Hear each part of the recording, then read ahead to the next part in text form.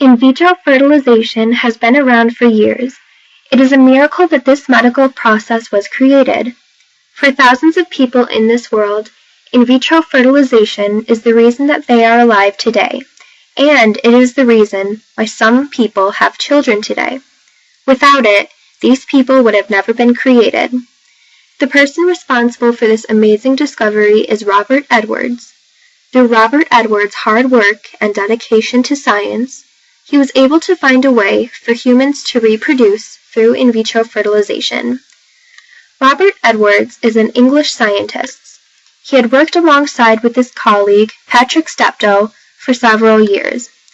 In one of their earlier experiments, they found out that they were able to alter ovulation time in mice.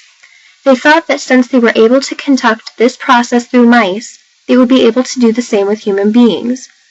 With the help and work of Steptoe, they were able to find a way to extract human eggs from the body, fertilize them outside of the body, and then put the fertilized egg back inside the woman, where it will continue to grow and mature into a healthy baby.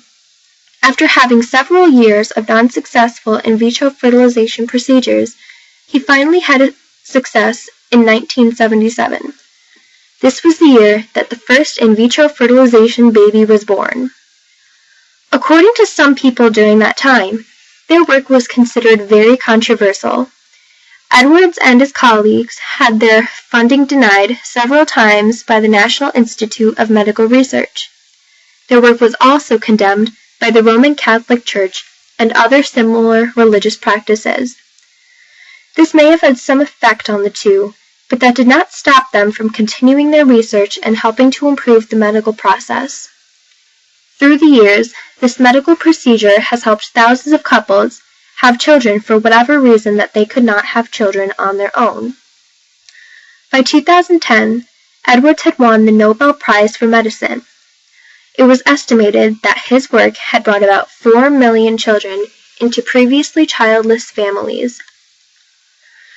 The process of in vitro fertilization is a very complex procedure dealing with the reproduction system and making a fertilized egg outside of the body.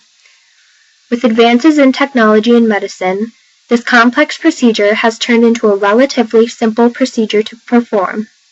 Basically, what happens is that eggs are removed from a woman's body. They are then fertilized with sperm by scientists in a laboratory. Then they are placed back into the woman's uterus in hope of achieving a viable pregnancy. There are also other elements in this medical procedure. These elements include various medications that the woman has to take and the regular doctor visits for different cycle treatments. In vitro fertilization has really came a long way since its discovery in 1972. It has been through many medical discoveries and has had many advancements in its process. Since its discovery, more than 1 million babies have been born through in vitro fertilization. This has brought joy and happiness to these families around the world. This would not have been possible if it had not been for Robert Edwards, the father of in vitro fertilization. For more information on the history of in vitro fertilization, including a timeline of important events in medical history dealing with in vitro fertilization, please visit www.pbs.org.